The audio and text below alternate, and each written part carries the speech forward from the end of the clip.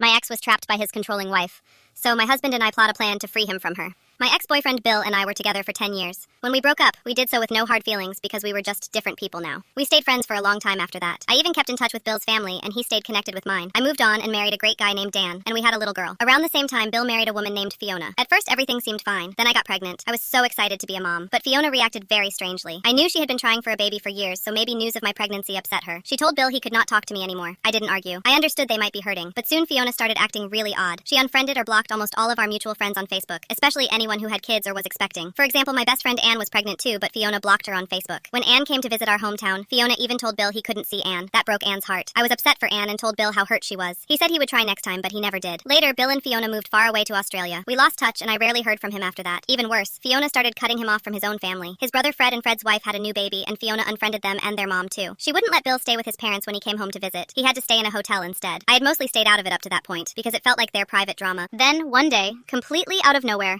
I got an email from Fiona.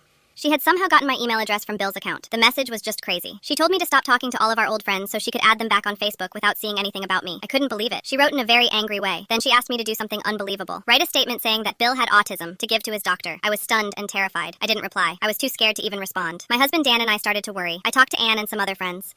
Everyone agreed Fiona was doing something wrong. Someone online suggested I forward Fiona's emails to Bill's family. I didn't want to waste time, so I sent all the messages to Bill's brother Fred right away. Fred was furious and immediately called me. He said he would try to contact Bill. The next day, Fred wrote back that he had emailed Bill. Bill's reply was just a short, "I'm fine." That was not like him at all. We all knew something was seriously wrong. Dan decided to help. He quietly told Bill's old boss about the situation and asked for help. The boss arranged a Skype call with Bill under the guise of a work meeting. Bill joined the video call thinking it was about work. Dan joined secretly too, pretending to be on a conference line. The boss and Dan didn't go into details, but they told Bill that everyone had been worried about him and missed talking to him. That's when Bill broke down. He started crying and couldn't hold it in any longer. He said Fiona had been controlling his life. She had been reading his emails and deleting the ones from his family. She was keeping all their money and even physically hurting him. Bill said he felt trapped and ashamed. He had been too scared to tell anyone. It was so hard to hear him admit all of this, but finally we knew what was really happening. On that call, Dan quietly told Bill, "We've already bought a one-way ticket home for you. Pack your bags and come home right now." Within days, Bill was on a plane back to his hometown. When he landed, Fred, his mom, and his dad were there to meet him. It was such a relief to see them all together again. Bill was safe at last, and he could finally relax. His family helped him sort out everything. They took him to see a counselor and helped with legal stuff. That evening, Bill quietly thanked me and Dan for helping him. I told him we were just glad he was safe and on the path to a happier life. Now Bill is doing so much better. He is surrounded by family and friends who care about him. He's no longer under Fiona's control, and as far as I know, she isn't coming back. My husband and I went back to focusing on our own family. In fact, about a month after Bill came home, I found out I was pregnant again. We were stunned and thrilled. Now I'm just grateful everything turned out okay. We have a new baby to look forward to, and knowing Bill is safe makes me so happy. I never expected things would end this way. I feel so relieved and grateful. For now, Dan and I are just moving forward with our lives and focusing on our family. It's a little strange to think how much has changed. We have one baby we love and another one on the way. Even after all this drama, it turned out to be happy news for us. I guess sometimes life surprises you.